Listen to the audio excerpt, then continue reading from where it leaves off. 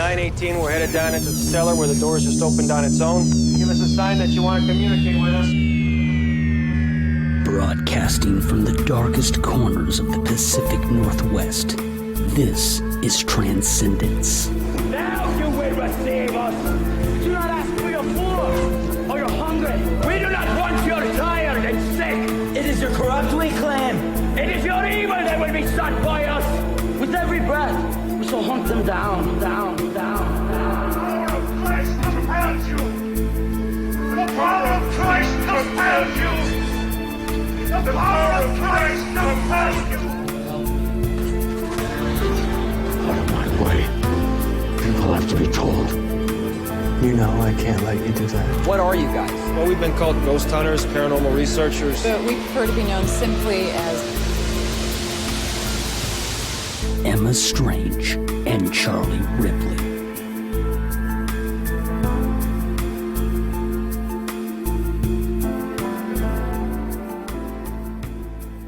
So literally, as we start recording, I have to pee.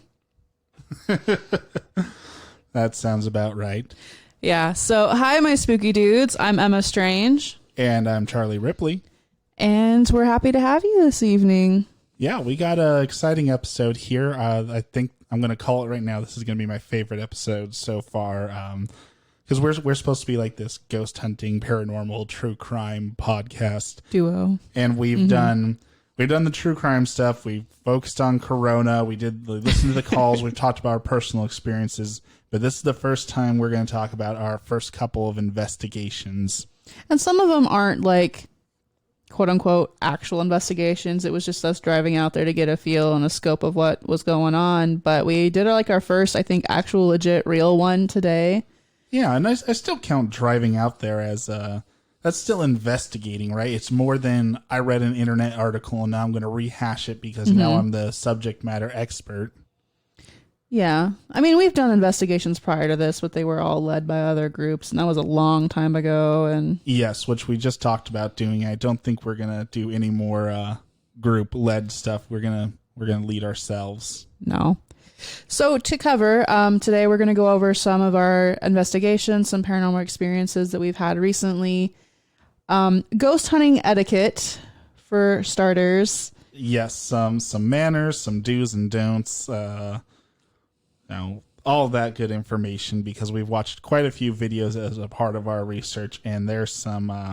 and witnessed firsthand vandalism, unfortunately. As I say all the time, if you follow our Transcendence Paranormal podcast, Charlie Ripley 03 and TikTok and all those other different things, more often than not, we find out that reality is scarier than the paranormal, and that continues to be true with people's manners and the ways they act in public.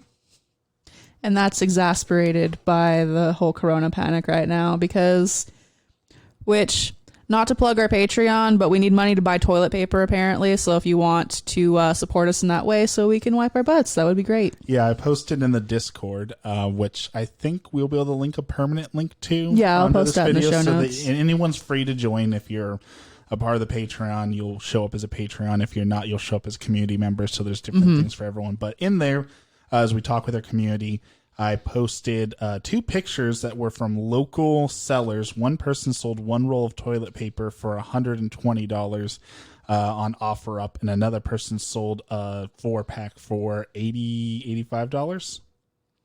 Yeah, so if you are one of the people that is like an extreme couponer, or you happen to have a million rolls of toilet paper from Costco, you can make some bank right now.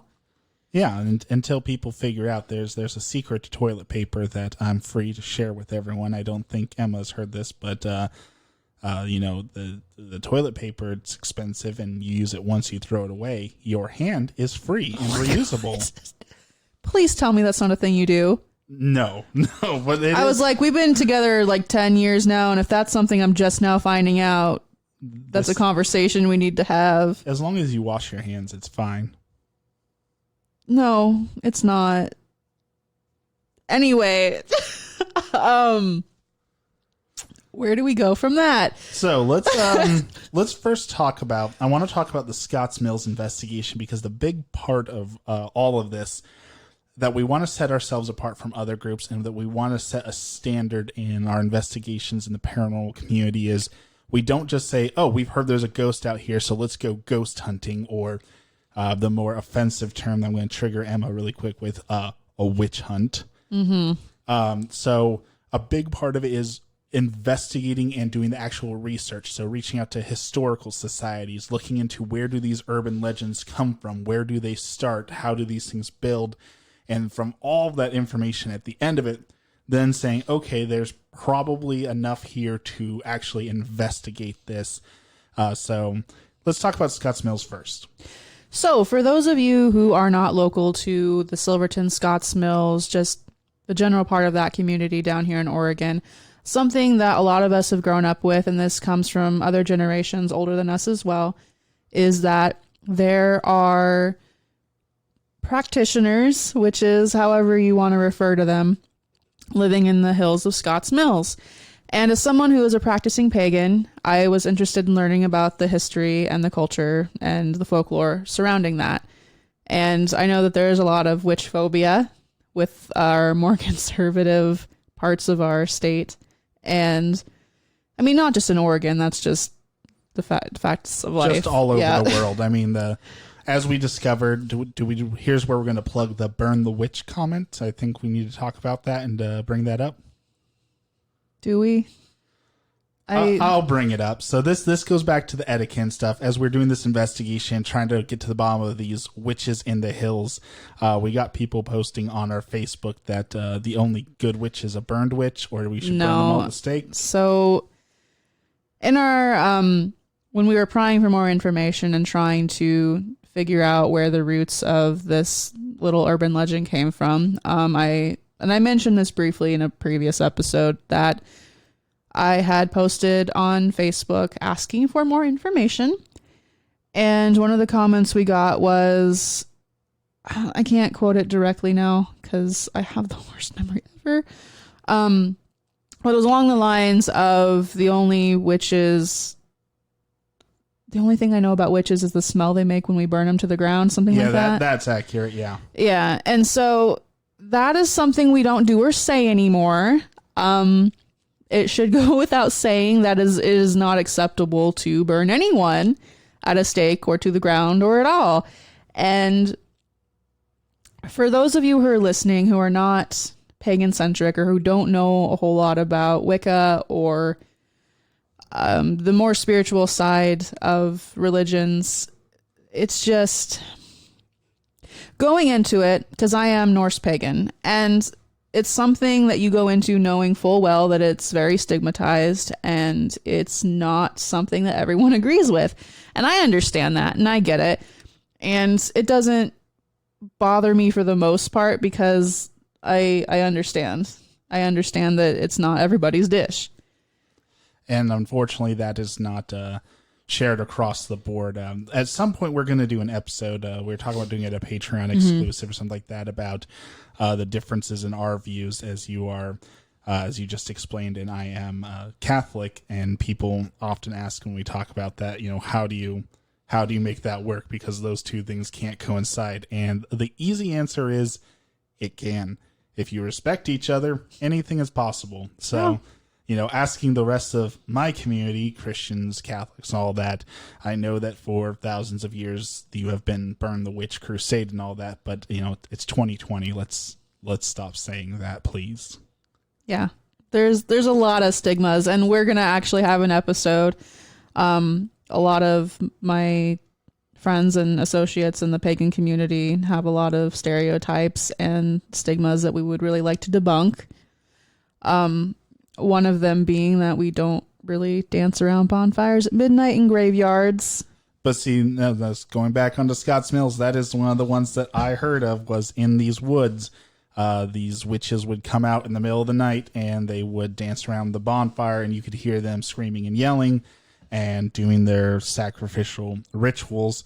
However, if you're familiar with the area at all, there's also something else in those red woods that is real, which is rednecks that do the same exact thing. So exactly. That's kind of what led us to this investigation was what is drunk country boys around a bonfire, and what is witches, and what can we find out?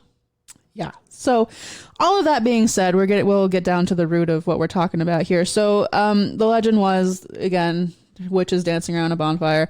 Another common one when I reached out to the Scotts Mills Historical Society was pet sacrifices, animal sacrifices. Cats and dogs going missing off the streets and being sacrificed around those bonfires or in the cabins or things like that. Correct. So the Scotts Mills Historical Society didn't have a whole lot of information other than the folklore that they had heard as a kid growing up. So they referred us to a closed group for Scotts Mills. And it's just a bunch of people who are from the area, and it's kind of like a neighborhood watch type thing. And it's a Facebook group. Yeah. That being said, so I reached out to them, and they were able to give us a lot of really great feedback. One of them being is that a lot of the older generations grew up with a book that was written by a Scotts Mills local, and I'm blanking on the name of that right now, but we did post it in our Discord. Spirit Mountain, I think. Oh, I think it is just Spirit Mountain. Yeah, Spirit Mountain. And she had written a bunch of stuff about legends and stuff that were just specific to her book. So they weren't real. They were just fiction. And that being said, when kids read things when they're younger, they tend to act them out and play make-believe. And some things become real to them as they're playing in that type of thing. So, and thus, instead of cops and robbers, you play, Christians and witches. And then that. Oh, God, that's terrible. Yeah. So, yeah. So that pretty much was it. It was interesting. Everyone had like their own version of the tale. Every person we talked to was like, oh yeah, I grew up hearing that, but it very quickly was not grounded in any reality. It's an urban legend. It's something people say, and there was nothing real to it. And most everything was easily explained. Like pets going missing, for example. Like I said, it's country. There are coyotes, there are bears, there are mountain lions, everything out in the woods. So it wouldn't be unheard of that, unfortunately, a loved pet that got out would not be found, or a cat that, stays outside all the time doesn't happen to come back. Or, even my parents' house, my mom has this supernatural ability to summon animals in need.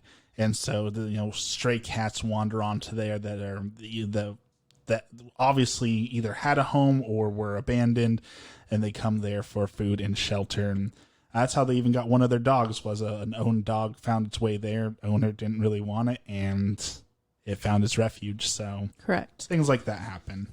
Can you tell me a little bit more about the culture in Scotts Mills as far as what they see and hear and do, all the stuff that you hear out there while I Google up this information that I got from I didn't grow up dead in the middle of Scotts Mills. I was, more Silverton, so representing Silverton. I lived on the outskirts of the town, so I didn't really experience much of the culture, but it's very much from the few times I did visit there and see people and talk to people from there. It's your small, close-knit community. It's very much the people around here don't talk very much because they're there for their neighbors, and they're loving and caring of their people, but they also respect privacy. They don't want people wandering around on their land.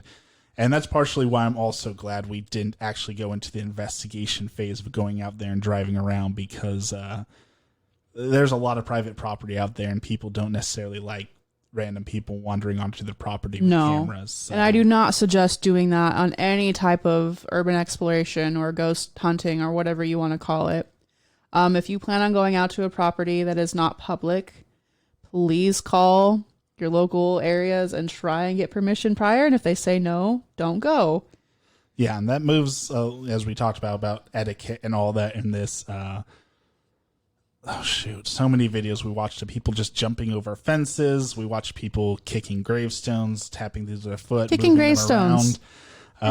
It's common sense, but apparently it's still something that needs to be said.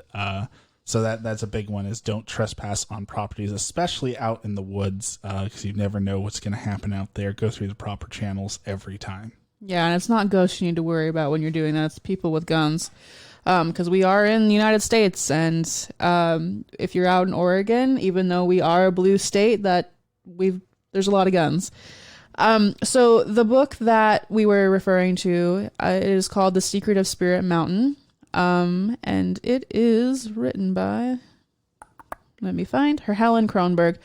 She passed away a few years ago, so she is no longer with us. So her book can be found on Amazon. It is very limited in copies. But an interesting thing that another resident told me when doing this, which is one of the things I love about investigating, is that in the 1920s, apparently there was an older woman who was a widow who became a hermit and lived alone for many, many, many years up in the upper butte of Abaquaw Creek. And he said that he had read in a newspaper article from Mount Angel that she came down from her cabin because they had a really bad winter and she had burned her barn up. And so she came down from the hills, and then she was amazed that because she had never heard of radio or cars. I couldn't imagine the culture shock of coming down from your cabin for the first time in 60 years and seeing how far technology has come. Yeah, that's a Back to the Future moment. That's insane to me. We're going to reference Star Trek again because Star Trek is my favorite, but there's so many times to make first contact, and these strange aliens come and they can develop food out of nowhere and fly through the stars at super warp speed. I mean, that cars and radios, internet is that. The idea of you can access all of human knowledge right here on this device is such a mind-blowing thought. Speaking of the internet, I have to plug something that I promised in our Discord. So I'm going to surprise Emma with this because she has no knowledge, but here it comes. So if you join our Patreon, if you join our Discord, a part of being a part of the community is being to help us choose topics, talk about what you want to hear us discuss. And the topic of creepypastas came up and was asked to be put in this episode. And I thought this was a perfect place to talk about it because many creepypastas kind of fall into the same realm as Scott's Mills. A famous example would be Slender Man. Slender Man started as a creepypasta, and then now there's people who believe Slender Man's real and that there's real folklore around it, and that we even watched that movie, The Tall Man or The Scary Man or whatever. The Tall Man, yeah, you're right. About it. So it's very interesting how those rumors spread and how quickly they come out. So we're going to get live reaction from a creepypasta from Emma Strange right now, a scary story, and we're going to get her input on it. It takes about a minute to read. Okay. Here you go. This was one of our community members suggested we read this was Katie, right? Yes. Okay, so shout out to Katie. Shout out to Katie. I am including the creepypasta. Are you prepared, Emma? I suppose. Here we go. Hold on. I've been dying to use this sound effect for forever, so... Hold on, before. All right, I'm done. Very fitting. Okay, so this is from the Creepypasta website. You can find it titled under The Day of All the Blood, published on April 1st, 2009. It has copyright statements, all this, so we don't own it, so we are going to just discuss it. This is the story of a day where there was all this blood. A man was walking around, blood started coming out of him everywhere. There was all so much blood that it filled up the elevator. He went to the store and there was just blood all over the place. People were slipping in it and they were all grossed out. He tried to swim, but all the sharks went nuts and bitten everyone. Honestly, that's how I feel on my period most of the time. I'm not even... He got chased by all the vampires ever. One time the blood got a kid and a dog. At the end of the day, everyone decided they would send him to space so that he would stop getting blood everywhere. The scariest part is that the man was you, or he was a lady if you are a lady, and you forgot that this happened. Katie, what Thoughts? The fuck? What?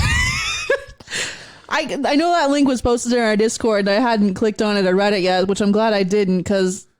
Obviously not quite the same level as Ben Drowned or Slender Man or anything like that, but that's the power of the internet. Anyone can post any sort of urban legend or scary story and someone will pick it up. I think there's a lot of comments on that video. Obviously no one's going to believe that one is real, but it's amazing how fast you can put the Slender Man out there, or I found these notes in the forest, and it just... Well, heck, that's the Blair Witch Project, which one of these days I'm going to have to actually sit down and watch, right? It's the found footage that, hey, I found this in the forest, and everyone believes it. The Blair Witch Project is the sole reason why I don't go camping anymore, because I watched that when I was a kid, and it's just a nope for me. However, on the other side of not believing everything you see, there's some things that are so unbelievable that you think there's no way that's real. And then we had the clowns of 2016, 2018, where clowns were found be reoccurring, coming out of the forest and terrorizing people. So, speaking of things that I didn't believe that was real until I saw it, was literally our grocery stores are empty. Yeah, there's literally emptied. Discord pictures, there's subreddit pictures of all over, just personal experiences, because I went to Winco yesterday and they were literally out of meat. Winco had a sign posted basically saying that they were going to be forced to close the store to restock because they couldn't do it while people were in the store because of panic buying. They're closing at midnight and opening up at 5 a.m. while this whole panic thing is going on because I think they changed it. The most recent sign, I believe, said 10 a.m. to 8. So they're needing even more time. Costco, of course, they have the membership and everything, was the most efficient. They actually had like this whole line and you could only get one thing of toilet paper so that all the other members could have it. And you'd like walk through this huge, big, long line. And it's one of those like, there's a subreddit that I love that's called A Boring Dystopia. That's just about how like the world's become so dystopian that it's just boring. It's mundane to us. But the idea of, okay, you're going to stand in line for 3 hours to get your issued toilet paper, that's borderline dystopian to me. That's why we're going to get a bidet. I mean, there is plenty of conspiracies, so on to conspiracy theories. There are plenty of conspiracies saying that Big Bidet is behind this to get everyone to convert to a bidet and stop buying toilet paper. I'm honestly behind it, conspiracy or not. I mean, it's better for the environment, right? In theory, I don't know, is it? Well, it's more water. More water. Well, so there's the problem, is figuring out the water thing, because there can be like gray water, recycled water, and other things that you can use in there, but people aren't willing, and there's things that don't work with that. So water versus paper, how much paper takes a certain amount of water to make, a flushing toilet takes a certain amount of water.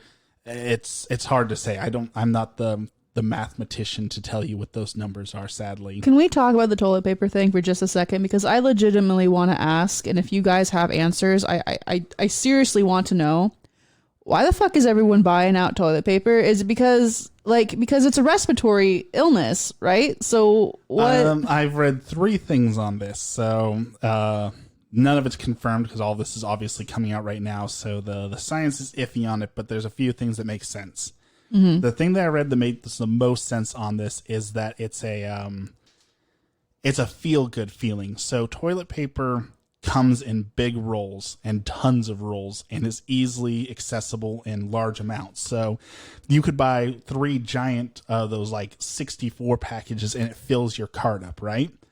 So the idea is that it gives you the feeling of you're doing something, like, oh, I don't know how I'm going to prepare for this, but look, I'm doing something. I filled my cart up with survival products. So it's basically that instant gratification of, I bought something, so I know that I'm more prepared. I have a lot of stuff, so I've stocked up, I've bulked up, so I am prepared.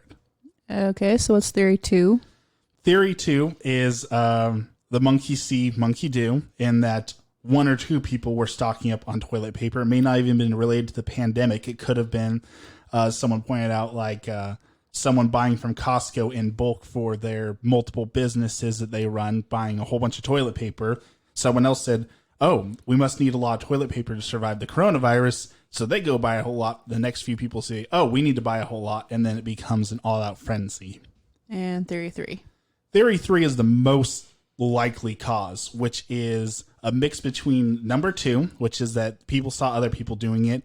And the theory 3 is the same thing, except for human greed kicks in and people saw the opportunity for, if there's a limited supply of toilet paper, I can sell a roll of toilet paper for $120 and profiteer off of human suffering. See, I saw one theory that wasn't in that group that you gave me, and it was, if you're self-quarantining, you want to have everything you need, but my God, how much toilet paper do you go through? Yeah, I think it's a combination of all those things. I think it's, I need to be prepared, I need to have this just in case. Other people are buying it up, so I need to buy it up. I can make some money off of this. And I am guilty of that, because the whole reason I went to Winco yesterday is not because I believe that we're going to have problems if the U.S. does come under quarantine. But I was worried that what was going to happen is exactly what's happening, where everyone's buying literally everything out of the store. So when we go do our regular shopping, there's nothing left. Yeah, and I'm a little guilty too. I mean, I bought us Life straws and prepackaged foods and Life survival straws bars. is different, though. You never know what's going to happen, so... Yeah. Anyway, I'm back on onto topic. this. Yeah. So Scotts Mills is bunk. Carl Road. Let's talk Carl about that Road. one. So we drove out to Carl Road on a Friday evening. I believe it was it has to be Friday evening because the legend is on Carl Road that only on Friday this ghost comes out through the orchard.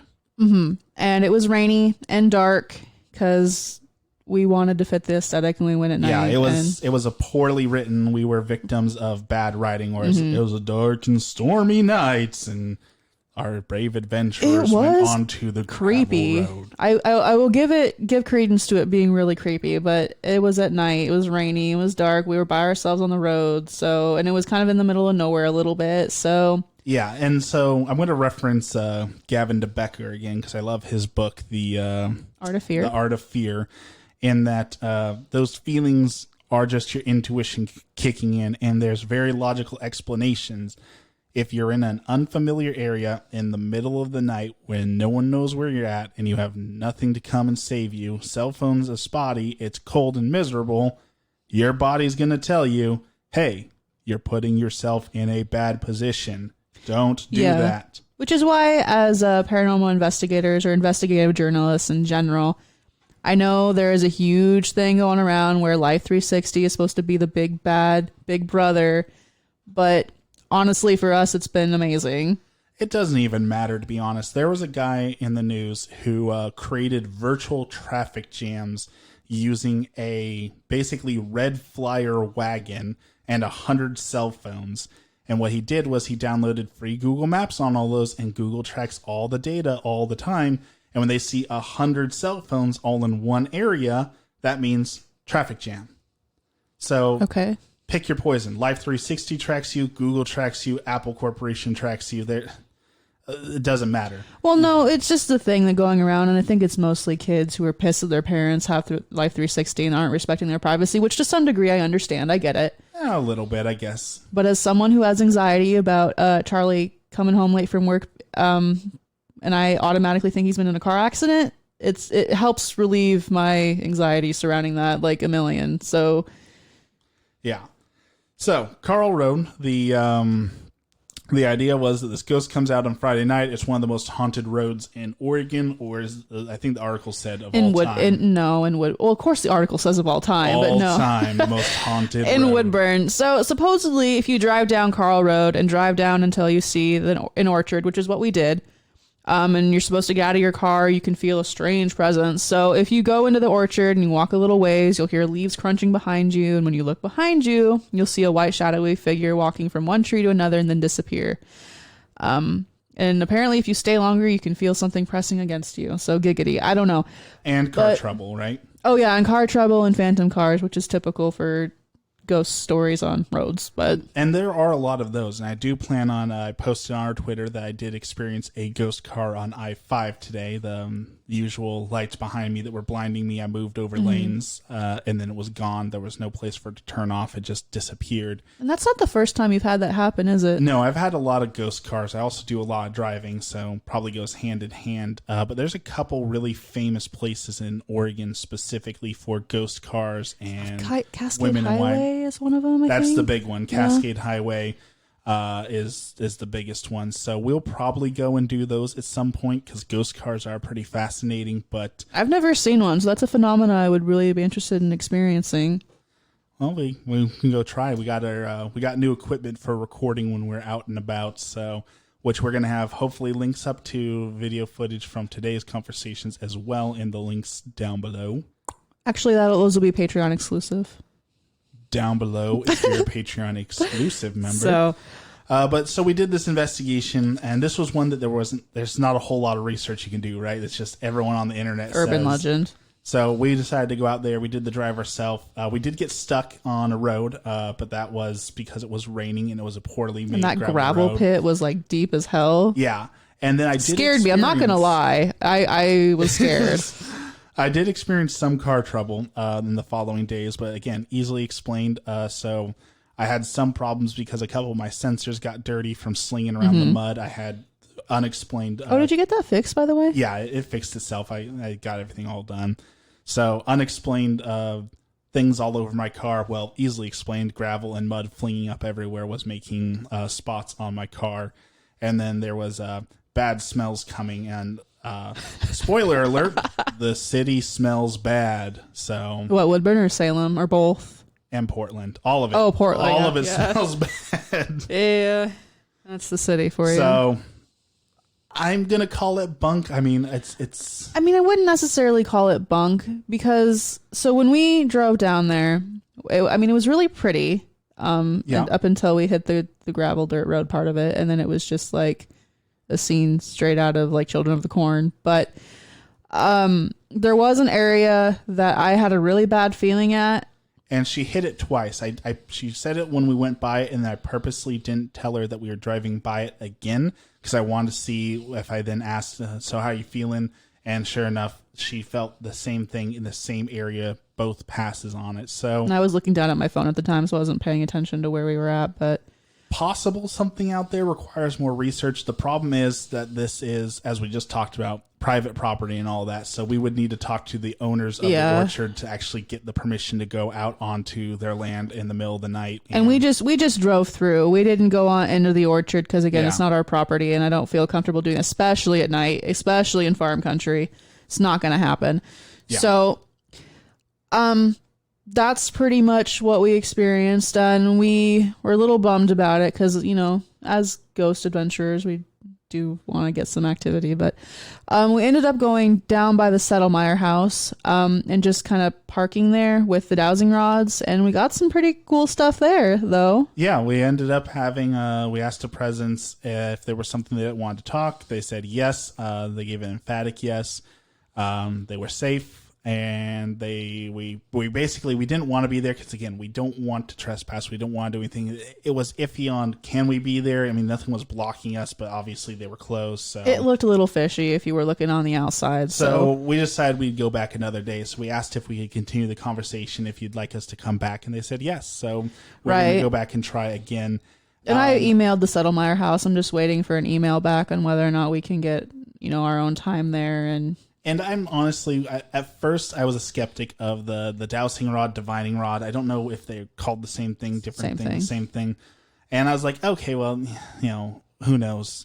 But after today's adventure, I'm a believer. And once we talk more about that. Yeah, we'll get to it. So we definitely need to go back there. And that's going to be one of our next investigations. But again, plugging the Patreon and our Discord chat. If there's a place within reason around us, we'll definitely take suggestions on what to go investigate. Obviously, if you tell us that you want us to go investigate the Japanese suicide forest, for example, it's not exactly possible for us to just pop over there one weekend. It'll take planning and all of that. But any places in Oregon, Washington, maybe California, Nevada later, and we're open to suggestions and trying to investigate for you. And I go back and forth about whether or not I would like to take. I mean, we're going to go to Japan eventually, and I don't know whether or not I want to include the Wakigahara. I can never pronounce it. Forest, because the way that I am comfortable and the way that we typically do investigations or just learning about things as far as tools go, I personally don't put a whole lot of stock into EV or EMF meters because they just pick up on so much electromagnetic energy, and I don't know. I don't put a lot of faith in them. And a certain YouTuber ruined that forever. So Logan, yeah. Yeah. So it's not even that. So we primarily, Charlie here uses dowsing rods. I use a lot of my just intuition and empathic abilities to be able to determine, if things are there. A lot of the time I see things. I have auditory things happen, and I don't really feel like you need a whole lot of stuff. And if you want to record, absolutely, which I do love recording. I like getting audio and EVPs. But I do like spirit boxes. I will say that. I'm a sucker for spirit boxes. And there was one other tool we talked about adding, again, Patreon and Discord exclusive. We talked about the merits of hunting with a Furby. Honestly, if anyone takes our idea, I'm going to be real pissed because it's real creative and I love it, but I also want to be respectful. Trademark of Transcendence Paranormal 2020, all rights reserved. So it sounds stupid at first, but as we actually talked about it, there might be something to it. Modern day Furbies have the IR, the infrared lasers that a lot of ghost hunting tools use to like search for disturbances in wavelengths, lights, and things like that. So it has one of those built into it. They have radio frequencies, which spirit boxes and EMFs and other things can pick up on. They have the function to talk, which gives you like a spirit box, a way of communicating. So it sounds dumb. It sounds real dumb. Oh, it does. And I was the first one to tell him that it sounded very, But I think it might be something we can try. And we were going to bring into this investigation, but then going back to the rules, bringing a Furby into a cemetery is a little bit on the disrespectful side. We talked about maybe like if it was a children's cemetery, bringing them a toy to play with.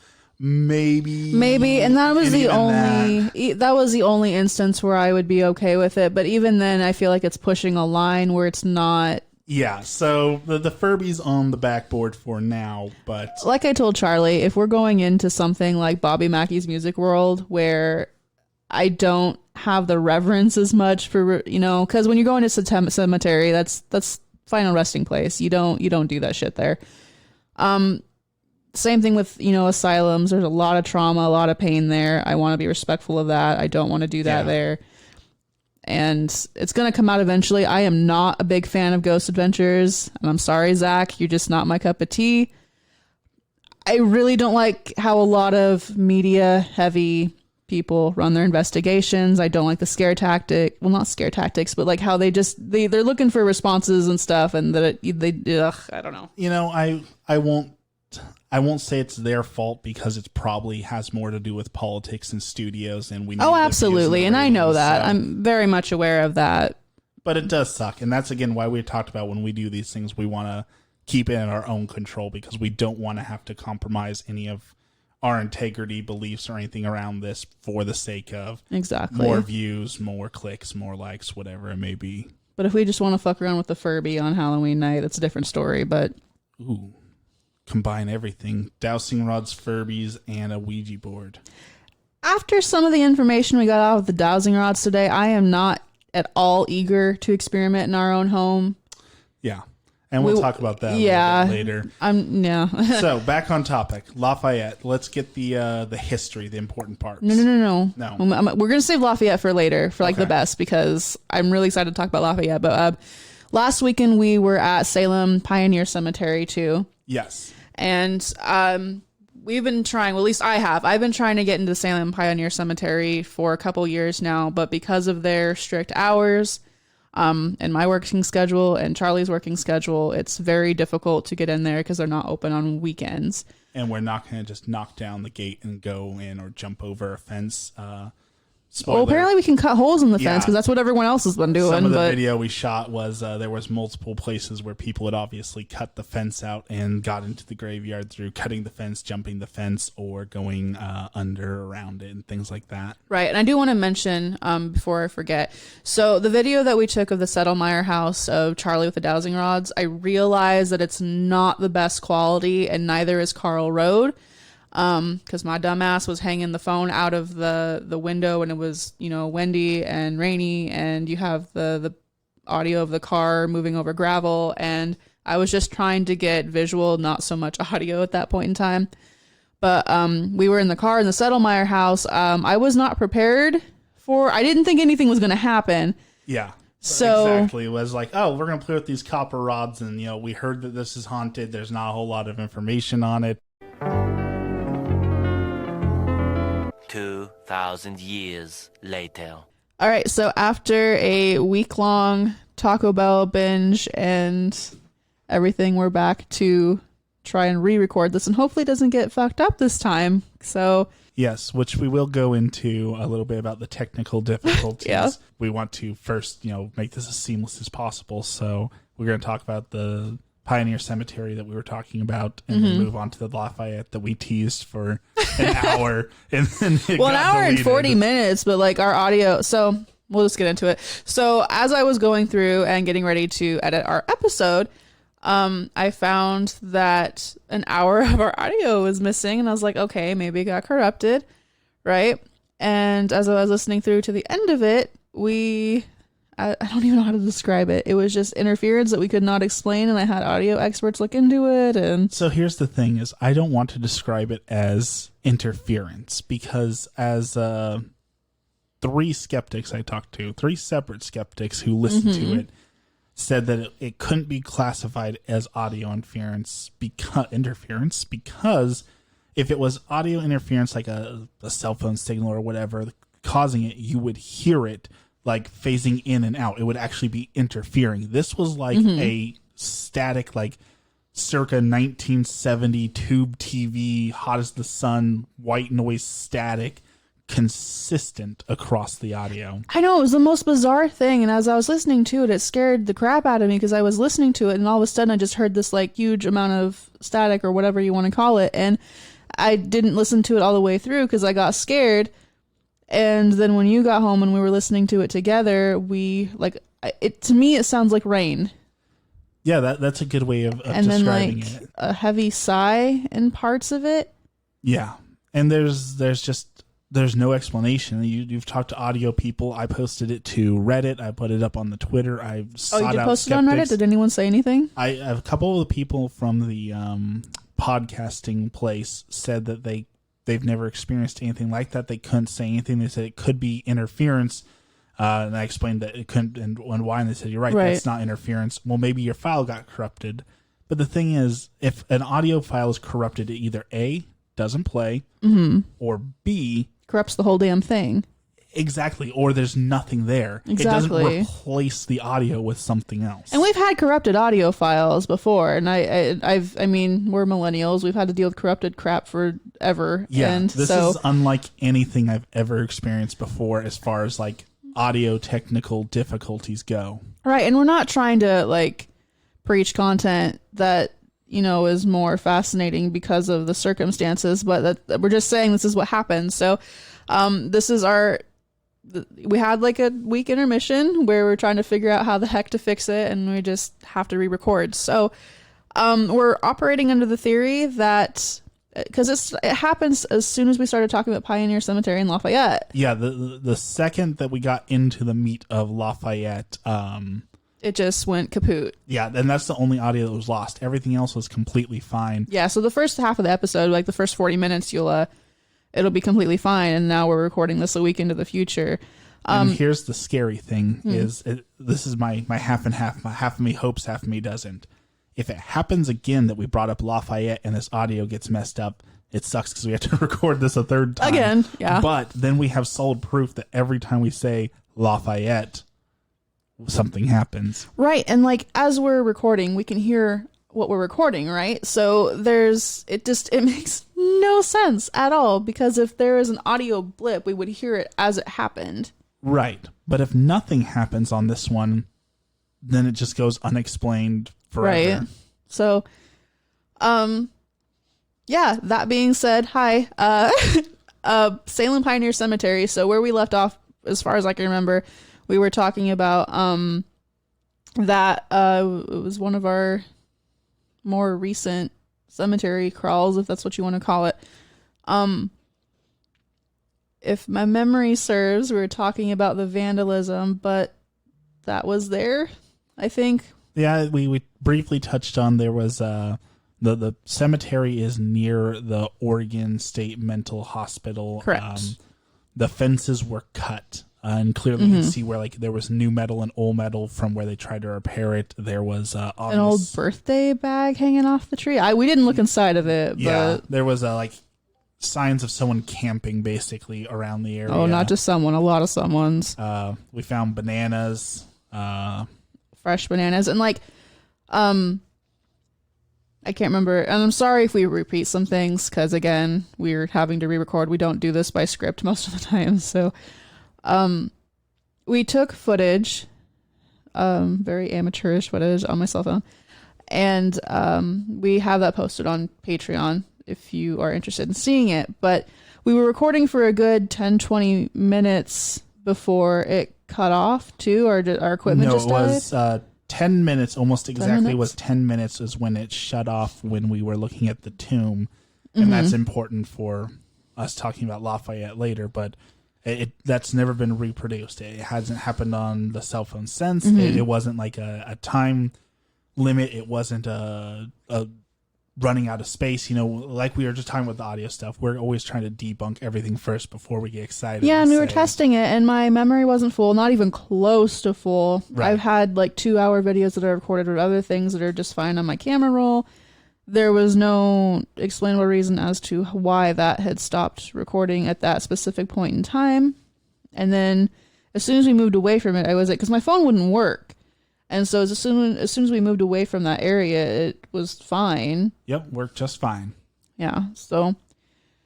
But as far as Salem Pioneer Cemetery, like I said earlier in the episode, we were trying to get into that for forever because the hours are a little traditional, so it's a little difficult to get into during the week if you work a 9 to 5. Anyway, but it's Salem's oldest cemetery as far as I'm aware, and it was founded as an Oddfellows rural cemetery in 1854, and it's a beautiful piece of property. It's been vandalized many, many times over the years. They're trying to restore it. The architecture of some of the tombstones was beautiful. The ones that were left standing, because it's so old that a lot of them are in bad shape. Yeah. Anyway, so we were there. We kind of just did like a ghoul day because I took Charlie to Oregon State Hospital, and he got to see the museum there, which I strongly recommend if you're visiting Oregon to go and check that out. It's a great piece of history. Well, great informational piece of history about our state's mental facilities, and but you got to see. Well, everyone goes there for the One Flew Over the Cuckoo's Nest exhibit because it was shot in the Oregon State Mental Institution. So, which in orientation, when I was working there, as far as I remember, it wasn't shot in the part of the hospital that they refurbished, and I worked in. It was on the other side. Right, the part that's pretty much off limits now. I think it's just administrative buildings now. I don't really know. Yeah. But anyway, yeah. So you got to see the urn memorials, and something that we started to do, actually, that his parents shared with us, as we've talked about previously, is find a grave. And we have not had any luck finding any of the damn graves, but we have fun doing it and trying to at least. Yeah, they have a bunch of, what they said, I think it was 300 plus unclaimed urns from various patients who had passed away while in their care that were just I think it was forgotten. more than that, and he said, because we talked to the volunteer guy that was there, and he said that they had, I think it was 300 that had been homed already, but there's thousands that haven't. Yeah, so we went through the memorial to try and find, at least a picture for the family, but no luck. I couldn't find anything, but maybe we just missed it. There are a lot of names there, and it was rainy and cold and wet, so if you download Find a Grave and you are in the area, and I can't remember what the person's name was now. I'm guessing it still hasn't been found because it's really hard to. If you want to go down to the Oregon State Hospital and take a gander and try and find that for the family, I'm sure they would be really appreciative of that. Anyway, so let's dig into Lafayette. It's the whole reason why we're here. Hopefully the audio holds still. Right now it's recording just fine. We're not having issues, so yeah. Anyway, so Lafayette is supposedly one of Oregon's most haunted places, cemeteries. Yeah, kind of like Scotts Mills, it has some urban legends behind it that pretty much are not true, but we had to do the research into that to start. So the rumors that go around here in a nutshell are that there was a woman once upon a time who was a witch or a gypsy, depending on who you ask, but yeah. Yeah, that's even worse. Sorry, not to go on a tangent. That's even worse. Say it's a witch, or even worse, a gypsy. Like, that's horribly racist and awful. Yeah, we're trying to move past it as a society of certain words, but her son was hanged for crimes, and she put a curse on the town out of anger, hatred. right, and those fires are verifiable. Like supposedly the curse was 3 fires that would completely decimate the town, but there were 2 that like major ones that were recorded in the town of Lafayette. Yeah, we found 2, but even then it almost seems like people are trying to make it like, oh, if you want the puzzle pieces to fit, you can make them fit. The corner Absolutely. store burned down, so Right. our entire community. Yeah, so And I can tell you after talking, and again, I don't know the gentleman's name. I don't know how we didn't get that from him, but they're all volunteers over there at the Hill Historical Society. And oh, sorry, I wasn't talking to the mic. And they're done with the rumors. They're just over it. They don't. yeah, but man, was that guy a pro? Like, we asked him questions about it. We tried not to just go in there and be like, "Hey, we're ghost hunters here to shit all over your town's history." But he still offered us, like, "Do you want the information on the curse and such?" So he offered it to us, but he was done with it. Yeah, you could tell. And he, it's not the first time like major groups. Excuse me. Not the first time major groups have gone through there, and as we saw in videos, people are hella disrespectful to the cemetery. Well, and I will say they kind of bring it on themselves in the fact that we found out you can spend the night there. You can get like a waiver. You have to sign a waiver to do so, yeah. So you're inviting that kind of a crowd up there, but people are still responsible for their actions for kicking gravestones and hooting and hollering and doing other disrespectful things. So, as far as the legend goes, it didn't take a whole lot of digging to find out that it was not true, and it's just a bunch of stuff that people like to go wild with. But they published an article in their local paper a while back. But so I'll just read you the chunk of the article that we got from the Historical Society. But so the legend of Lafayette Witch goes back to the hanging of R.E. Gus Marple. The last man to swing from what locals called the Council Oak, which is a euphemistic nickname for the town's hanging tree. Marple was accused of sneaking into the hardware store of a 57-year-old D.I. Corker, a partially deaf Canadian immigrant, on November 1st. While Corker slept in the store, Maple reportedly chopped him up with an axe, as what a newspaper account at the time called a dreadful manner. Owens said that the killer's mother, Anna Marple, was not a particularly pleasant person even before her son was named guest at the so-called necktie party. Anyway, it just goes on to say basically that she was pissed that her son got hung, as any mother understandably would be, regardless of whether he was guilty of the crime or not. And I don't know, people just took that and ran with it, because she obviously wasn't popular from what I read from the article, and people like to make up things about people that they don't like. Exactly. That's kind of where it begins and ends, and the whole idea of now she floats around the graveyard and scares people out on Halloween night, especially, those sort of things. There's no merit behind it. And I'm going to apologize now. If you're listening to our podcast just to get your rocks off as far as getting horror stories and feeding into it, because I know a lot of people like that, and I'm not going to say bad things about it, because I know we all like our scary shit. We're trying to be as scientific and upfront on what we find as possible. And while that may not have theatric value, Yeah, we aren't like the Discovery Channel shows or Travel Channel shows, unfortunately. We probably get more views, but I don't believe in that kind of thing, so. Yeah. But that's not to say that we didn't discover things while we're there and have a good time. We had one hell of experience, and honestly, I am so excited to go back to Lafayette, because I don't know. I don't even know where to start, because it was just so phenomenally even better rewarding. Than finding a Scooby-Doo villain floating above a grave. We had some real good experiences with people that really existed, and stories to find out. Right. So I was really apprehensive going up there, because I had read a lot of the reviews of the cemetery and other people's experiences where they were having malevolent things happen, like rocks being thrown at them, things following them home. And while I have had things follow me home multiple times, so that's not new to me, but I was nervous about going up there, but as soon as we got there, I no bad feelings. Yeah, it was a peaceful little piece of land. It is. And for anyone that does go up there, their sign is really confusing. It says prohibited from sundown to... No, it's after. So it says the hours are from dawn until dusk, prohibited. And then it goes on to things that it prohibits. So the way it reads at first is like, oh, these are the hours, but they're prohibited hours.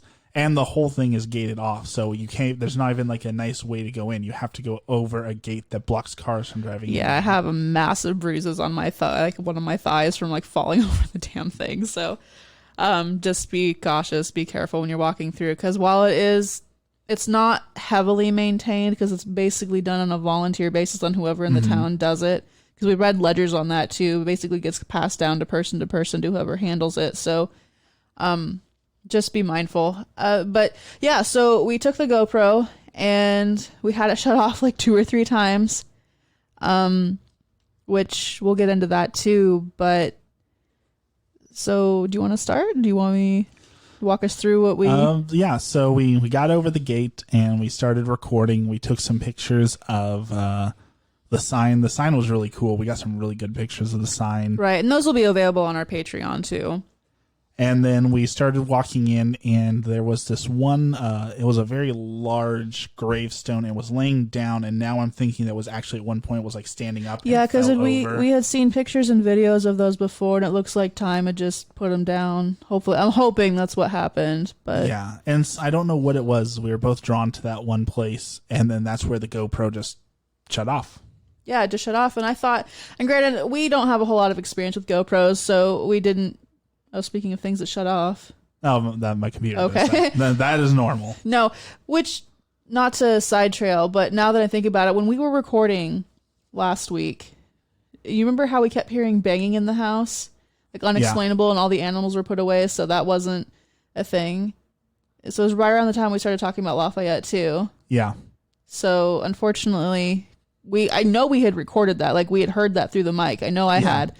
So that's audio we lost and can't get back, unfortunately. But yeah. So we're not experiencing the GoPro. This was our first time really using it. But so we're like, oh, it shut off. Maybe we did a setting wrong, or we had a timer set, whatever. So we continued on. I thought there was a bench when we went over to go look at it, but it was actually just another gravestone that had fallen over. That had mistaken. Right.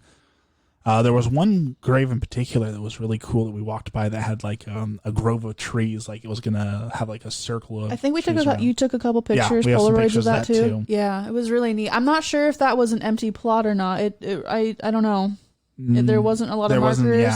But the markers were scattered as age does anyway, so it's really hard to say. And it's important to note at this point, I had pulled out the divining rods, the dowsing rods, and tried to ask for permission. Is it okay to be here? Right, and we didn't get an answer right away. No, and this is something that I like to do personally. I know very few people who are in the paranormal community do this, and I'm not saying it's right or wrong, but it's something that I believe is respectful, because again, even though these people are deceased, they're still people, right? And you wouldn't walk into someone's house and not ask permission first. So exactly, it's even if it's like a retirement community, it's a place for the people who've retired from life. You wouldn't just barge in there.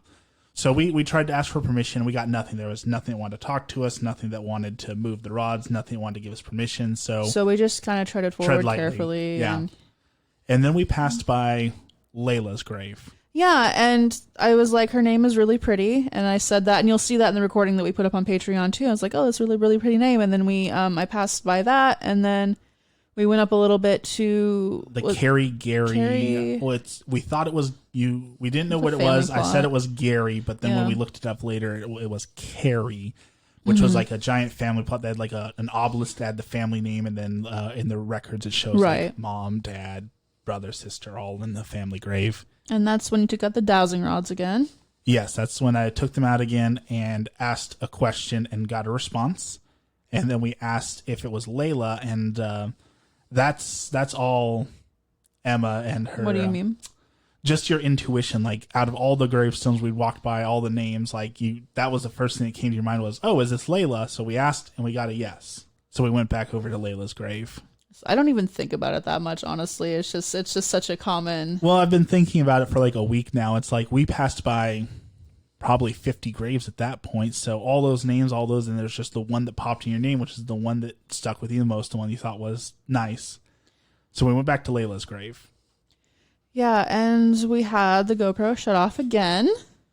Yes. And that's when we asked if Layla was the one doing it, and we got a very powerful yes response to that. We did, and the feeling that I got from her is that she was, I don't know, not curious, but like a little playful, and is like, oh hey, these people are here again, let's fuck with, not like fuck with them, but it's like, okay, all right, here we go again, another rodeo.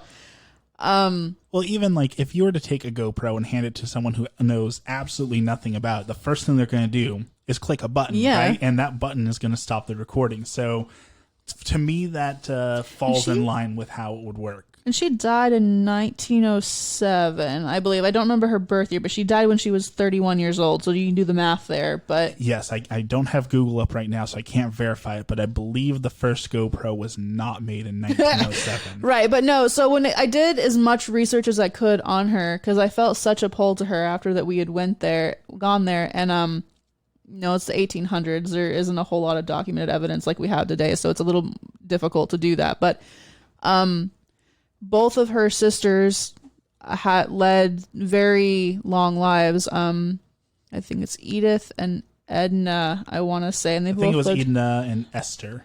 It might be. I'll have to pull it up later. I'm going to post a picture in our Discord and our Patreon too. But one lived in their 74 and the other one lived into her 90s. And one of them actually was really into photography. And obviously there's pictures of them because they had a picture of them taken for their paper. So she knows what a camera is, just not in the way that we know it. Right. And then, the most important question that she answered for us that we later got to verify, which was really cool, was we asked her if she was buried with her husband, and she said no. And then later when we pulled the records, we found out that's true. Her husband was not buried there. It's true. He was buried in a different county in Oregon. And so basically, and it's so sad, and my heart breaks for her because of it. She had 2 to 3 children, and I can't remember now. I don't have her obit in front of me. But her sisters are buried up in Portland. Her dad is buried up in another section of Portland. Her mom, another part of Oregon. So basically, she is the only member of her family that is buried there. Her husband's not buried with her there. Right. Her kids aren't buried with her there. And it's sad because there's like a whole bunch of family plots there, and she's by herself. That's probably was the goal. That is the goal, right? You have family plots, the family stays together, and she didn't get that. But she didn't say she was lonely. We asked her. We did ask her if she was lonely, and she said no, which makes sense. I mean, her whole family's passed away now, so. And there's lots of people who come by, and obviously, as we talked about, lots of visitors. And if she's playful and curious, then she probably keeps her time pretty well. You asked a really interesting question, if I'm remembering, on the dowsing rods around the camera, though. You had asked, do you know what a camera... You asked permission if we could take a picture. Yeah, just like we ask permission before we enter, we always ask permission before we take pictures of graves and things like that. And the initial answer, it wasn't a no or a yes. It was more of a like... I don't know what you have, yeah. And so when I tried really hard to be respectful about this, I didn't want to mansplain to... Yeah. to her what a camera was. We said, it's like a picture or like a sketch. And then she said yes once we explained it. So it was interesting to watch that answer change once the information was given. And you can see that entire interaction that we had with her, because then there at some point Charlie ran out of film and had to go back to the car to get it, and I kind of sit with Layla and talk to her. That's such an old-fashioned statement, running out of film. Well, we were taking Polaroids. Yeah. We're old school. And then when Charlie came back, we were like, okay. Oh no, I was talking to her and I saw something out of the corner of my eye. Right. And as we were looking at the footage, it didn't pick it up on footage. It didn't pick it up on the GoPro. No. And I was like, okay, we're gonna go over to that grave that I saw something happen over at. And we went over there, and it was a double grave, so it had Obi Capron and something Johnson. Yeah, I don't remember. And so we once again pulled out the rods as our only kind of way of communicating, since we didn't have a Furby on hand. And so first we wanted to do, who is this? We asked, is this so-and-so Johnson? No. Is this Obi Capron? We got a yes. And Obi answered a lot of questions for us, and at the time, we didn't know the answers. The most important one here was we asked, are you a female? No. So you're a male then? Yes. And we later verified that in the record. So because again, we just had initials and a last name. It could have been either, and I was curious because to me it felt male, but I wanted confirmation. And when we found his records that he was it Olin? Was his name? Owen something? It wasn't Owen. It was... I know him as Obi, so... Yeah, that's just what we call him now, as Obi, but... and he... I don't remember now. We took pictures of his records at the Historical Society, but I don't have that in front of me, so I don't know, but... Yeah, he answered a lot of questions for us. He was friends with Layla. We asked that, and that's kind of why I think we make that connection, that, we saw something out of the corner of the eye. Maybe it was something pulling us towards Obi, and then Obi wanted to talk to us, and he talked a lot. And then... Sorry, go ahead. You're fine. No, go. Well, to me, after communicating with him and after communicating with Layla, you felt kind of that bond there, that they were these playful little, a Jim and Pam from The Office type thing, where they were just really... It didn't feel like friendship. Go see my boss or go see this person I don't know. It's obviously, it definitely felt like someone was in on it. Yeah. And I still ascertain or maintain that he played a trick on us, because we asked where should we go next, and he pointed us towards the only area where we got negative responses and basically told to go away. And that was the fenced area that you normally... if you go on YouTube and you look at Lafayette Cemetery, walkthroughs or quote-unquote investigations, if you even want to call them that, there's a fenced area that people just walk into, and so we could not get readings on the outside of it, and we walked around seeing maybe we could just go inside, but we asked permission before going inside, and it was a flat no, get the fuck out of here. A firm no pictures, no recording, do not disturb. Right, so we were recording prior to that, so as soon as they said no pictures, no recording, you can see on the GoPro and our camera, we put things down and we walked away. Right. Yep, that's we respect what they said, and we left. Now we did take Polaroids the whole time. We didn't catch any ghosts on Polaroid. No, that's no orbs, no mysterious things. They're just normal photos. We took pictures of Obi and Layla's grave. We did, yeah. And that was my theory when asked to present a supernatural theory for why our audio was destroyed. That's what I was referring to, was that there was, we talked, when we got home, we asked, hey, Obi, Layla, did either of you follow us home? If we're going to be haunted, we want to know in advance. Well, when we asked Obi, are we going to be safe leaving here? And he didn't know. We got a yes and a no. We went completely cross. Yeah, I mean, I didn't feel anything follow us home. So no, and that's why I'm saying that we asked and none of them were there. But the third option is that there is, that third one that we spoke to who didn't want us there. But that seems far-fetched, that follow us home to ruin our audio, like a, Saturday morning cartoon villain, I got your audio. Right. And I do want to say this, though, because I don't want anyone to misunderstand what we're saying. There's no evil presences. That's not what we're saying at all. It's just take it into this perspective. If you have hundreds of people coming into your resting place day after day, not asking permission, just going in and doing whatever the hell they want. We saw so many YouTube videos of teenagers just fucking with the graves, kicking them over, being disrespectful. And you have to take into account a lot of these people are from the 18 and 1900s. They have a different modicum of respect. They are used to a way different type of conversation and how you treat one another, and people don't take that into account when communicating. Yeah. So, it's definitely not, as I said, nothing evil, nothing bad. It's just they said they didn't want to be bothered. And no, the feeling I got was just that. like, we're tired of this. Can you just like go? We're done. It's not your place. Just go. Yeah, and there was there was joggers always going by and people constantly turning around right there, so they have nonstop interactions and interference. So I could see that getting tiresome. And they have a beautiful like farm area that they can look out onto and stuff too, but it's just what was I gonna say? I lost my train of thought. There's certain cemeteries I go into and I am automatically uncomfortable. And there's a couple of them here in Salem that we've gone to where Charlie was joking because we went really close to closing time and he's like, well, we need to leave now because I don't want to get locked in here. And I was like, yeah, I don't either. I don't get good vibes from this. Lafayette was not one of those. I felt like I made friends there and I really want to go back and talk to Layla. I really want to go talk to Obi.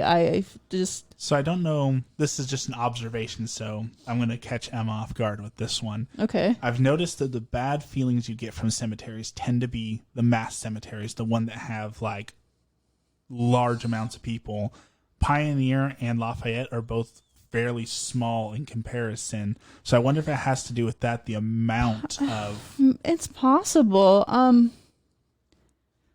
It's not... I didn't get... I'm trying to like gauge how I felt at Pioneer. I felt...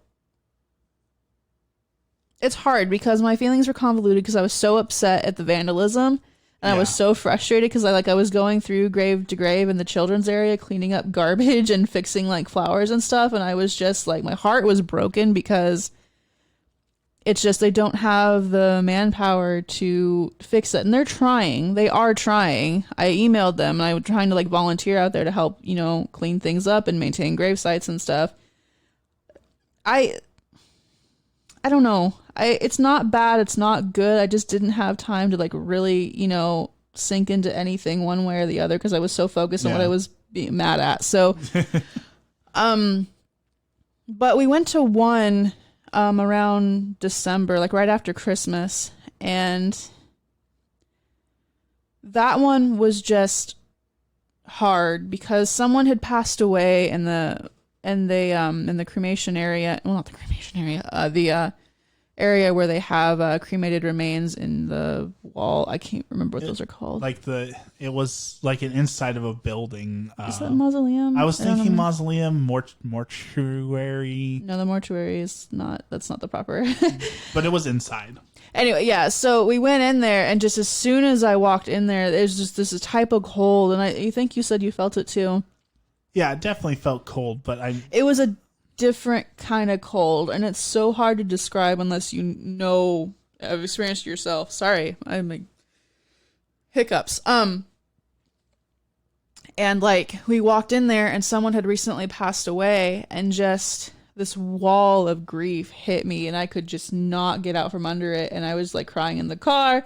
I was trying to keep my shit together and I couldn't do it. But it's like anything. You go into a crowd and there's good people and there's bad people. And if you are good at reading energies, you can usually tell who's who. And so while some people might be welcoming, others aren't. And I'm going to add on that there's a third energy. There's the neutral, the meh. Yeah. But yeah, Lafayette, that didn't get anything bad. We're going to go back. We definitely want to go back, capture more footage, talk with Layla and Obi. And I want to go to the Masonic Cemetery too. Yeah, there is another cemetery. Like right down the road. But it was completely blocked off, and like we'd have to park on the road and walk. And there was no safe way to park on the road. So I'm not sure how people are doing that have gone in there because there's no way to do that. So I don't know. Yeah. Maybe ask the Historical Society if they can open it, or if there's, So we will go back. This is not the end of this conversation. No. So do you think it was someone from Lafayette in that gated area that didn't want us filming that corrupted it? Like, what is your theory? Well, that's the supernatural theory I'm working on while I'm searching for some other way to debunk this. But honestly, science is failing us here. There's not a whole lot more we can do on that end. So we'll know more once we're actually done with this recording and can listen to it. If something happens again, then I would say yes. Well, I'm going to instantly play it back. I'm going to load it onto the computer and play it back so we can know right then and there instead of waiting to the last minute like I did. And that's why we're kind of a week behind on episodes, guys. I'm sorry. We didn't know what happened, and we were trying to fix it and recover it, and we didn't have time because the whole Corona thing has been kicking our schedules in the ass. But so if it happens again, I'll say yes. But for now, that's just the out there theory until we can do a little bit more. And, we need to record 100 more episodes before we can have a baseline for saying this never happened. So I'm not ready to say that yet, but it's on the table. No, but it's just this thing that the audio captured in the static is what throws me for a loop because I can't explain that. And what we'll do is we'll play that audio for you on our next episode so you can hear it, but I will warn you to turn your volume down because that shit gets loud. It scared me so bad. Stay tuned for next time. This is our cliffhanger. Well, I don't know. It's going to be a lot of... We'll figure it out. We'll post it somewhere so you can listen to it. So that being said, as we're going through this, I know we mentioned some ghost hunting etiquette as we've gone through one of our investigations, but so I just kind of want to reiterate some of that here. So what do you want to say first? Happy ghost hunting tips. Number one, I want to talk about the Historical Society. Our investigations are possible because other people run these societies, run these charities, and we talked about some of these graveyards are run by volunteers completely. So it's not just about going in and getting the information. We should also be giving back or contributing in some way. We talked about maybe volunteering at the Lafayette Society. Financially. I donated financially to them. So don't just go in there and use the resources. Give back and help. This is about uncovering history and learning, not just hunting ghosts. And it's also about giving back to the community that, lives in that area where that's happening because, and I think it's something that people just don't think about. So when something like, it's a good example. I have a great one. Enchanted Forest. So Enchanted Forest is out in Turner, Oregon. It's something that's been around for years. I used to go all the time as a kid with my dad. And it was just one of those things that existed and you had fun. But now, ever since Ghost Adventures went and filmed there because it's haunted, it's... They're not accepting more people to go out there. And while we don't know for certain all the reasons behind it, it seems like the intent was, hey, we already had people out here. We already have that experience. We don't necessarily want more people doing this. Because it's privately owned, right? It's not a corporation. That's owned by, a private corporation, not corporation, but it's... The point is that the bad apple spoils the bunch. All it takes is a few bad experiences with ghost hunters or investigators or whatever you introduce yourself as for people to say, we don't want that here again. And you have a lot of and I'm not saying we're not amateurs, right? I'm not saying that. But you have a lot of kids. Sorry, what were you saying? We have one Patreon supporter, so we technically have income. I believe that makes us professional ghost hunters now. Mm-hmm. Which... Did we do Patreon shout outs in the beginning of the episode? We did. Remember. We did a shout out to Kate. Katie was giving us our the creepypasta. Yeah, no, Samalama Ding Dong has been supporting our Patreon. So shout out to Sam when she listens to this. But the community itself, so people visit Turner, go to Enchanted Forest, and which that's great because they need that financial support because it's not Disneyland. It's very niche. So sorry, I need to drink something. So if you want to talk for a second. So we're just going to go on to tip number 2 while we're there. Don't kick gravestones. Should be an easy one, but and we're going to throw into this one. If you're going to reenact the horror scenes that you are claiming happened, maybe don't reenact someone's murder in the graveyard where that person is supposedly buried. Yeah, don't cosplay people's lives like that. It's just so fucking weird and like disrespectful. We saw when we were trying to see what other people caught as far as footage on YouTube, someone had gone in there in colonial garb and was trying to reenact being hanged there. Like, dude, what the fuck? That's so bizarre. So that's a big one. The aura of respect is needed, and I'm going to say that some investigation is also needed. What do you mean? Just in that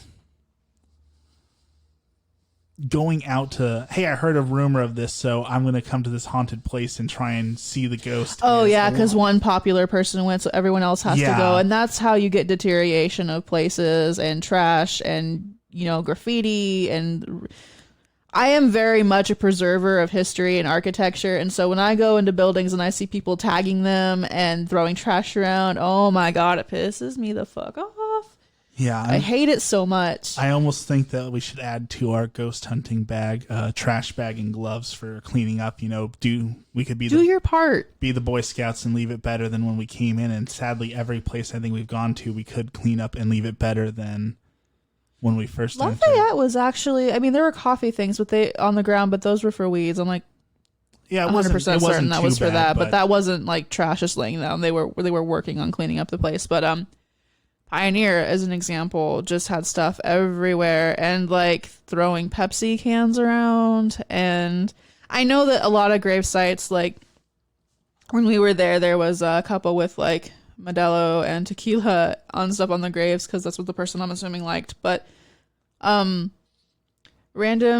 There's a difference between an offering and leaving your garbage. Yeah, there's a very distinct difference. Before I had my hiccup attack, what I was trying to say was that if you are somewhere like Lafayette and say that you can't donate to the Historical Society because you're not carrying cash or they're not open, it's a community effort, right? So you go to the store, get a coffee. Local, shop yeah. smart. So, there's a lot of ways you can give back to the community. There's not just like one rule book you have to follow. There's a lot of things you can do. They are looking for volunteers to help run the Lafayette Historical Society right now. So, that's something I would like to do in the future. Need to learn a little bit more and see what we have for time. And well, for the foreseeable future, it's probably not going to happen because, quarantine. Not. But, yeah. So, last thing on that is just the urban exploring and get permission. If something's on private property, don't sneak onto their property in the middle of the night. Don't go trespassing. I don't endorse any of that. We've talked about urban exploring, but Emma knows how much I am against that, and that's urban exploring. Yeah, going where you don't belong. It's an easy way to get yourself in trouble and liabilities and lots of different problems. Well, it's not just about respect too, guys. It's also very much about safety because a lot of those abandoned properties, they're not maintained. So you could have nails sticking up out of the ground. There's not, the infrastructure is not stable. You could really get hurt. It's not just about trying to keep you out of places because someone wagged a finger and said no. It's about, there's a lot of revolving doors there, and we're just, be safe, ask permission. It's not hard, So what do we got? We ask permission, support the community, don't be a dildo and vandalize things. Don't record or take photos without permission. And again, I know it's something that I prefer to do, but if you are going into a haunted location or especially a cemetery, please try in some way to get permission from the people that are there. I'm not talking about the living ones. I'm talking about the ones that actually are there residing on the, facility. And I know it probably sounds silly and you'll probably feel silly, but it's the right thing to do. So something that bothers me, and I'm guilty of this because every teenager does it. Halloween time is just the breeding ground for everyone to get out their Ouija boards and go to all these haunted places and try to invoke whatever. I get it. We've done it. But there is something to be said about, again, respect. So Halloween is derived from Samhain. And what Samhain is, there's a lot of revolving parts there too, and depending on what sector or belief that you are into. But as far as me, I am Norse pagan, and for me, Samhain is very much like Dias de los Muertos. It is a Sabbath for respecting and honoring the dead, because that is when the veil is thinnest. So for Halloween, while it used to be this whole commercialized thing for me, and I still love that aspect of it, don't get me wrong, for a lot of people, it is also a way to honor their ancestors, to give respects to their dead, their dead family members, to try and communicate with them in a time because that veil is thin. And so when you're taking your Ouija boards out to try and talk to Demon Dave, there are other people out there that are, trying to respectfully communicate with their family members. And it's just, it's in poor taste. It's in super poor taste. And I'm not, I know it seems hypocritical, but as an adult, we grow, we change, we learn, and we move on from that. So leave your Furbies at home. Yes, please leave your Furbies at home. Well, I mean, I think there's caveats to that. What? Oh, sorry. Go ahead. There's a time and place, I guess is what I'm trying to say. A time and place. Let's see. Yeah. The time and place would be, on your private property, doing things in the comfort of your home, and right, not where there are grieving families and other things going on. It's a win-win. What are other things that we saw in videos other than don't cosplay, don't reenact in? Just a lot of just the general, shouting, yelling, laughing, going in there, joking with your friends, and respect. Yeah. Again, you wouldn't go into a funeral doing that. It's the same thing. It's just don't. I was on Instagram and looking at the Lafayette tag, and people were taking photos. And I know that's a thing that people do. They go and they take photos of themselves in graveyards. I was a goth kid too. I know. But there's a gray area, I guess, that we all fall into. And what I'm going to say, that what I saw is this person was laying all over the graves and draping herself all over the graves and getting pictures. And that's just... the TikTok and Instagram, it instantly takes people's self-awareness away.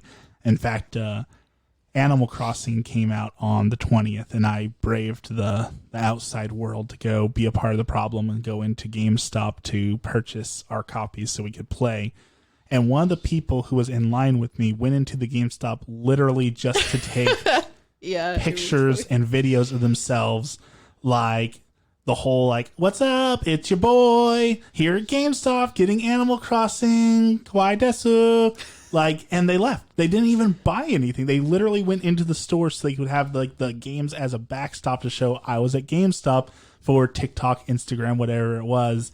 It was so mind-blowing to me. I've never felt so old in my life. I mean, I don't necessarily have a problem with that per se, because they're not hurting anything, but it's Corona time, so maybe don't go out just for... You the remember memes. when do it for the Vine, do it for the meme was a thing, when people do really stupid things just to get it on camera? That's well and alive. However many years later, Vine never died.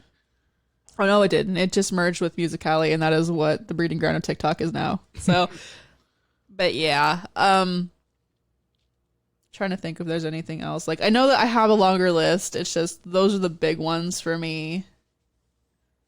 Ask permission, don't be a dildo, that type of thing. Be respectful of other people's cultures while you're doing that. Again, Dios de los Muertos is in November. You'll see a lot of ofrendas and all this other stuff. Don't be a dick just because you saw Coco and think you know what you're talking about. Don't mess with that stuff. Charlie had a thing at work last year with that, and they were trying... I don't want to talk about that. Okay. Why? Do your coworkers listen? Yes. Oh, okay. My bad. Sorry. Patreon exclusive, I guess. So anyway, but don't be disrespectful to other people's cultures. My dudes, do research. Don't just take parts of it that you like and run with it. Yeah, I think that, I don't know, that covers the bulk of it, I think. we're good. Hopefully we don't have to record this a third time. But I do want to say that Charlie is a wizard with the dowsing rods. Like, while I have my abilities, they don't work for me. I don't know. They just don't. And he's able to get amazing stuff off of those things. So I would strongly encourage you to watch the videos that we have available that we take when we go out. And it's going to be a while before we go out and do another investigation because we're, getting towards quarantine time. So yeah, I don't want to get $1,000 fine for breaking quarantine and me caught in a graveyard. Yeah. So that being said, we're coming to the end of our episode. We're probably going to have a double one this week since we have a little more time on our hands considering what's going on in the world right now. So I like to be able to provide you guys with some form of entertainment when you run out of Netflix to watch. So I think we're talking about doing some Celtic ghost stories. I know it's past St. Paddy's Day now, but yeah, we got to do our St. Paddy's Day episode. So I know I'm wanting to do Haunted Disney and stuff like that too. So we'll get around there. Again, I know we mentioned it earlier that someone wanted a Slenderman episode, or not a Slenderman, a creepypasta episode. So we'll get on that. So if you have ghost stories or anything on that front, we would love to hear them. You can call in or email us. I'll get that Google Voice number on our show notes when you listen, so you can get that because I don't know it off the top of my head. But transcendenceparanormal@gmail.com is where you can email those if you would like us to share them on our show. If you prefer TikTok, were you going to say something? Oh, no, I was going to say, or you can share them on Discord. Yeah, Discord, if you're part of our Discord. I know a lot of people don't have Discord because they're still on the Skype train, and it's a new gamer thing. It's getting normalized, but it's not. It is. It's becoming the new, what was it, Skype before that, and before that was Ventrilo, before that was TRP3, before that it was AIM. So what the fuck is Ventrilo? That's what the cool kids used for World of Warcraft raiding before Skype. Yeah, I vaguely recall that. I was raised on horrible. AIM. I was raised on AOL and AM, so that's where I was at until they disbanded it a couple years ago. So, yeah, we'd love to hear your stories. You can contact us on TikTok. Charlie's very active on Twitter. Yeah, Twitter. Charlie Ripley 03. Yeah, Instagram. We'd love to hear and we'd love to communicate with you guys. Like I said, we have a Discord. We would love to have you there. We have a great community there that we're building now. It's fairly active. We've got like 1 million different tabs. So if you're not, it's primarily for the paranormal and conspiracy theories and cryptids and all that fun stuff. But we have an Animal Crossing tab. So gaming. And actually, did we want to try streaming tonight too? I hope so. We've been talking about doing there's a game called The Secret World that's all about like conspiracies, and it's got some pagan and Norse and a whole bunch of different things from all around. So we're hoping to do some streaming of that. We have a Twitch channel set up for that too. But yeah, so I think that is all we kind of have for you the guys music for now. So we're gonna there we go. So yeah, we'll see you guys next week. Stay healthy. Don't eat all your quarantine snacks. Yeah, I've already done that like 2 times over. I have to go buy more shit. So yeah, stay spooky, stay safe, stay healthy, and we will be with you guys next week. I'm Emma Strange. I'm Charlie Ripley. And this is Transcendence. Have a good night.